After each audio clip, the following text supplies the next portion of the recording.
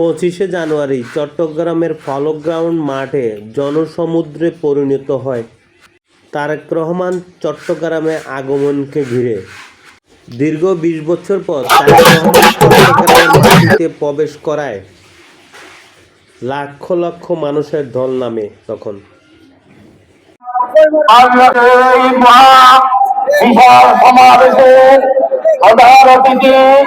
বাংলাদেশের অভিসংবাদিত নেতা, বাংলাদেশের লক্ষ কোটি মানুষের হৃদয়ের স্পন্দন, বাংলাদেশ জাতীয়তাবাদী দলের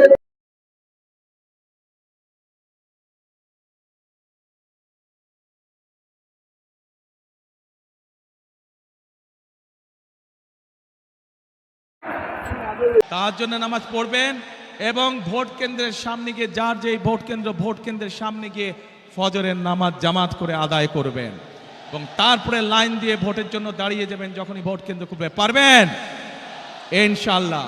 তাহলে কথা একটাই, করব কাজ, গড়ব দেশ, সবার আগে বাংলাদেশ। আল্লাহ হাফেজ।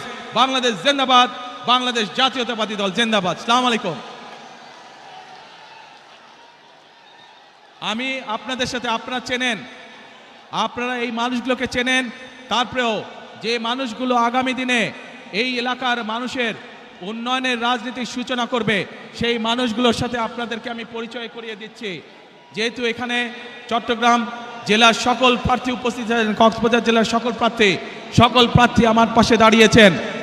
আপনাদের এলাকার উন্নয়নের দায়িত্ব এই মানুষগুলোর উপরে থাকবে, যাতে আপনাদের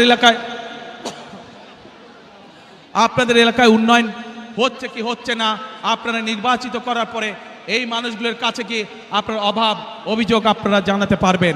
এদেরকে যদি নির্বাচিত করেন আপনারা, তাহলে এরা আপনাদের কাছে জবাবদিহি করতে দায়বদ্ধ থাকবে। সকল মা বোন সহ সকল ভাইদের প্রতি আমার অনুরোধ, 12 তারিখে যাতে কেউ কোনোভাবে আপনাদের ভোটের অধিকার কেড়ে নিতে না পারে সেই ব্যাপারে সদা সতর্ক দৃষ্টি রাখবেন। ইনশাল্লাহ সতর্ক থাকবে। আপনার সকলে হাত এই ডান শীর্ষে তুলেন। প্রিয় ভাই বোনেরা, এই আমার হাতের ডান এবং বাম পাশে যেই মানুষগুলো দাঁড়িয়ে আছে এরা হচ্ছে ধানের শীষের প্রতিনিধি।